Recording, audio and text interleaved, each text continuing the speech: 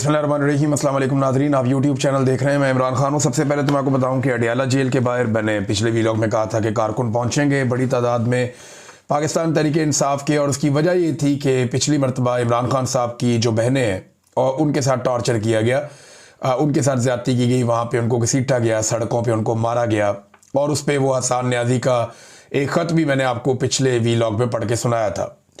अब अडियाला जेल के बाहर एक तो खैबर पख्तूनख्वा की जानिब से बड़ी तादाद में कारकुन आए, दूसरा पंजाब से आलिया हमज़ा ने कहा कि जो टिकट होल्डर्स हैं और जितने भी लोग वहाँ पे उम्मीदवार हैं या ओहदेदारान हैं वो सारे पहुँचे। तो अडियाला जेल के बाहर यहाँ पे भी बहुत बड़ी तादाद में लोग आ गए, पंजाब से भी, और फिर ISF की एक बड़ी अच्छी खासी तादाद ने इसमें शिरकत की है, नौजवान बड़ी तादाद में। शाहिद खटक, मीना खान अफरीदी, अल्लामा राजा नासिर अब्बास साहब, शौकत बसरा साहब, बहुत सारे वकला भी आए हैं। तो एक बड़ी तादाद है लोगों की जो अलीमा खानम और नौरीन खानम के साथ मौजूद है अडियाला जेल के बाहर। छोटी मोटी झड़पें भी हुई हैं पुलिस के साथ, और इस मरतबा कारकुनों की तादाद हज़ारों में है। जो मीडिया के लोग जिनसे मेरी बात हुई, मैंने कहा जी मुझे एग्जैक्ट आप सिचुएशन बताएं, तो उन्होंने कहा जी हज़ारों कारकुन पहुँचे हैं, कुछ कारकुन वापस भी गए हैं।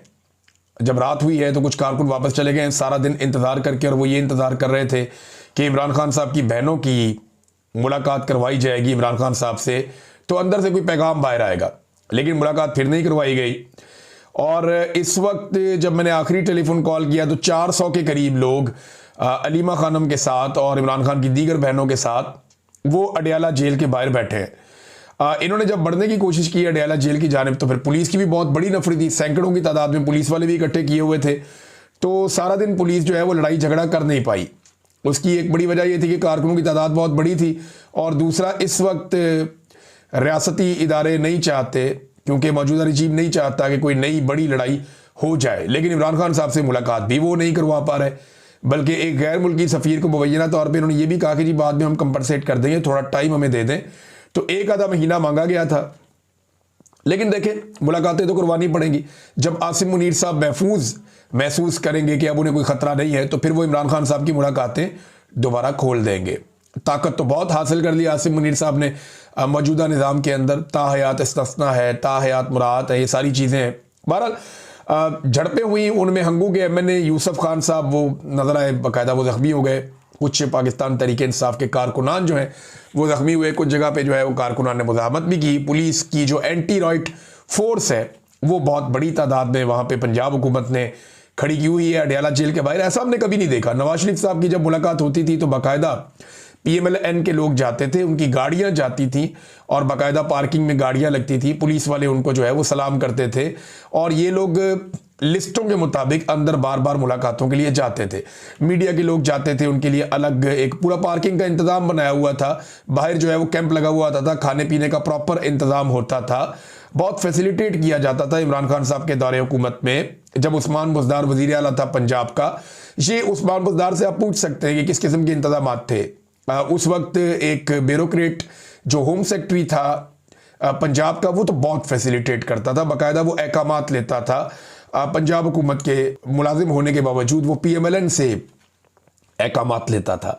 तो अब सूरत हाल ये है कि यहाँ पे अलीमा खानम ने ऐलान किया कि हम कल सुबह तक यहाँ पे धरना देंगे। अगर इमरान खान साहब से हमारी मुलाकात नहीं करवाई जाती तो फिर ये लंबा धरना चलेगा, इसके ऊपर ये लोग एहतजाज करेंगे। तो ये अडियाला की सिचुएशन है, इसमें कोई डेवलपमेंट होगी मैं आपके साथ शेयर कर दूंगा। सैकड़ों कारकुनों के साथ अभी भी काफ़ी बड़ी तादाद में लोग वहाँ बैठे हैं। बैरिस्टर गौहर वहाँ पे आए थे, उन्होंने अपना एहतजाज रिकॉर्ड करवाया और उसके बाद बैरिस्टर गौहर वापस चले गए। तो आज के दिन भी इमरान खान साहब की फैमिली की मुलाकातें नहीं करवाई गई, और ना ही मुलाकातें वकला की करवाई गई।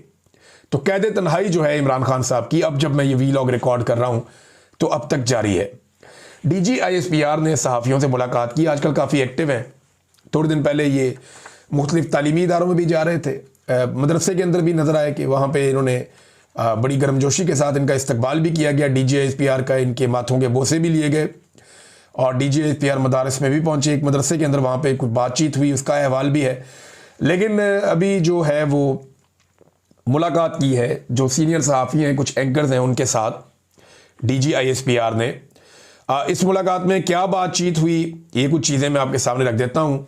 जो मेन चीज़ें हैं, एक तो उन्होंने जो अफगानिस्तान में तालिबान हुकूमत है उनको कहा कि तालिबान जो है वो हुकूमत एक रियासत की तरह जो है वो फैसला करें, नॉन स्टेट एक्टर्स की तरह फैसला ना करें। फिर उन्होंने कहा जी कि तालिबान हुकूमत कब तक अबूरी रहेगी, यानी पाकिस्तान की इस्टेब्लिशमेंट को इस बात की फ़िक्र है कि अफगानिस्तान में एक अवामी मुंतखब हुकूमत होनी चाहिए, लेकिन क्या पाकिस्तान में एक अवामी मुंतखब हुकूमत है? इसका जवाब सारे पाकिस्तानी जानते हैं। फिर उन्होंने कहा जी नॉन कस्टम पेड गाड़ियाँ जो हैं इन पर फौरी तौर पर पाबंदी लगाई जाए, दहशतगर्दी के वाक़यात में इन गाड़ियों को इस्तेमाल किया जाता है। नॉन कस्टम पेड गाड़ियों का धंधा बहुत बड़ा है। ये गाड़ियाँ अफगानिस्तान से पाकिस्तान में दाखिल होती हैं और इनको पाकिस्तान के कई इलाकों में चलाया जाता है, कबायली इलाकों में, इवन स्वात में, ऊपर गिलगित बल्तिस्तान में, बहुत सारे एरियाज़ में ये गाड़ियां चलाई जाती हैं जो नॉन कस्टम पेड गाड़ियां हैं, और इनकी स्मगलिंग के अंदर बाकायदा बहुत पैसा बनाया जाता है और बॉर्डर पे खड़ी हुई सिक्योरिटी फोर्सेस भी इसके लिए जिम्मेदार हैं। अच्छा जी, इसके बाद उन्होंने एक स्टेटमेंट दिया DGISPR ने। उन्होंने कहा जी ब्लड और बिजनेस ये एक साथ नहीं चल सकते, यानी जहां पे खून बह रहा हो और साथ आप कारोबार भी करना चाहें। ये अफगानिस्तान के तनाजुर में इन्होंने बात की है। ऐसी ही बात इंडिया पाकिस्तान के बारे में करता था कि ट्रेड एंड टेररिज्म ये एक साथ नहीं चल सकता, यानी टेरर एंड ट्रेड एक साथ नहीं चल सकता। ये बात इंडिया पाकिस्तान के लिए करता था। आज पाकिस्तान वही बात अफगानिस्तान के लिए कर रहा है कि ब्लड और बिजनेस एक साथ नहीं चल सकते। इंडिया ने टी का वर्ड यूज़ किया, पाकिस्तान ने बी का वर्ड यूज़ किया, लेकिन दोनों तरफ एक नफरत है और वो बढ़ती जा रही है। यानी एक बॉर्डर के साथ फेंस लगाई इंडिया ने ताकि पाकिस्तान से वो महफूज रहे, और एक बॉर्डर के साथ फेंस लगाई पाकिस्तान ने ताकि अफगानिस्तान के साथ पाकिस्तान महफूज रहे और वहाँ से दहशतगर्दी पाकिस्तान में ना आए। अब दोनों तरफ जो है वो कार्रवाइयाँ होती रहती हैं। इंडिया वैसे ही पाकिस्तान को पसंद नहीं करता और अब ऐसा लगता है कि पाकिस्तान भी उसी तरह से अफगानिस्तान को पसंद नहीं करता। को ब्लड और बिजनेस एक साथ नहीं चल सकते। ये नहीं हो सकता कि हमारे पे हमले हों और हम तजारत करते रहें। एक और बात उन्होंने की, अफगानिस्तान के अवाम के हम खिलाफ नहीं है, हम दहशतगर्दी के खिलाफ हैं जो वहाँ से आती है। फिर एक और बात उन्होंने कहा जी मैं ये बताना चाहता हूँ कि ये एक्शन ये बताता है कि तहरीक तालिबान अफगानिस्तान और तहरीक तालिबान पाकिस्तान में कोई फ़र्क नहीं है। यानी TTA यही अफगान तालिबान और TTP तहरीक तालिबान पाकिस्तान, इनमें कोई फ़र्क नहीं है। ये फ़र्क पाकिस्तानी तो कभी भी नहीं समझते थे, लेकिन पाकिस्तान के जो मिलिट्री एस्टेब्लिशमेंट है इन्होंने दो हिस्सों में डिवाइड कर रखा था। एक पाकिस्तान की मिलिट्री एस्टेब्लिशमेंट ये कहती थी ये गुड तालिबान है, दूसरों को कहते थे बैड तालिबान है, और इन्हीं के ज़रिए से बहुत पैसा भी बनाया लोगों ने। यानी अली अमीन गंडापुर ने बताया और खैबर पख्तूनख्वा पुलिस ने बताया कि हमने जब भी कभी दहशतगर्दों को गिरफ्तार किया तो एजेंसियां आकर हमसे छुड़ा कर ले जाती थी कि ये हमारे असासे हैं, ये गुड तालिबान है, ये बुरे लोग नहीं है, तो इन्हें छोड़ दिया जाए। तो ऐसा बार बार होता रहा। लेकिन अच्छी बात है कि आज फ़ौज ये कह रही है कि, और इन्हें समझ आ गई इस बात की, जो खेल इन्होंने बड़ा लंबा अरसा खेला कि गुड और बैड कुछ नहीं होता। जो हथियार उठा ले रियासत की मौजूदगी में और रियासत की रिट को चैलेंज कर दे वो सब बैड ही होते हैं और उनके दरमियान में आप तफरीक नहीं कर सकते। उन्होंने कहा जी हम हक पर हैं, हक गालिब आएगा। फिर एक सियासी मामले पे उन्होंने गुफ्तगू की, क्योंकि जब DGISPR आते हैं तो कोई ना कोई सियासी बात तो हो जाती है। उन्होंने कहा जी कि एक सियासी जमात और दीगर अनासर के सोशल मीडिया अकाउंट बैरून मुल्क से ऑपरेट हो रहे हैं। ये तो नवाज शरीफ का अकाउंट भी बैरून मुल्क है, फजलुर रहमान का भी है, बेशुमार लोगों के जो अकाउंट्स हैं बैरून मुल्क से ऑपरेट हो रहे हैं।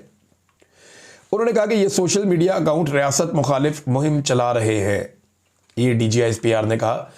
फिर उन्होंने कहा जी कि दहशतगर्दी के ऑपरेशन जो है वो 4910 किए गए हैं 4 नवंबर से अब तक, हज़ारों ऑपरेशन कर दिए।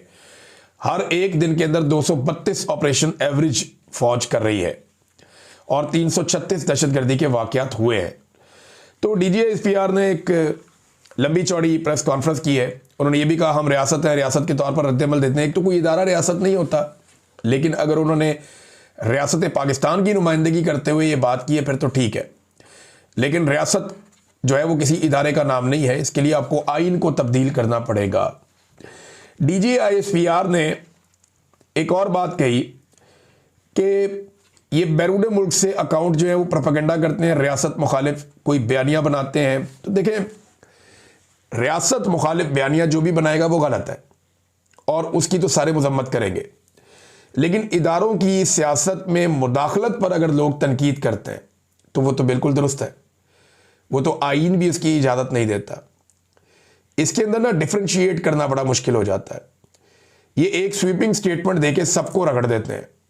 ऐसे लोग जो पाकिस्तान के खिलाफ हैं या पाकिस्तानी रियासत के खिलाफ हैं, जो ये चाहते हैं पाकिस्तान तबाह बर्बाद हो जाए, उन लोगों को अलग रखना पड़ेगा। और वो लोग जो ये चाहते हैं कि पाकिस्तान के इदारे अपनी आईनी हुदूद के अंदर जाएं, जो लोग ये चाहते हैं कि मिलिट्री एस्टेब्लिशमेंट या पाकिस्तान के फौजी जर्नैल साफ बात करें तो वो पाकिस्तान के फैसलों में अपना किरदार अदा करना बंद कर दें और मातहत के तौर पे काम करें, जो रियासत फैसला करे। और रियासत क्या है? अवाम की मुंतखब की हुई हुकूमत। मैंडेट का एहतराम किया जाए, रूल ऑफ लॉ होना चाहिए। ये ताहयात इस्तिस्ना वाली चीज़ें इस किस्म की नहीं होनी चाहिए। आइन का जो है वो बाजू मरोड़ के अपनी मर्जी के जो है वो शक्ल शामिल नहीं करनी चाहिए। अदलिया को कंट्रोल नहीं करना चाहिए, मीडिया को काबू नहीं करना चाहिए।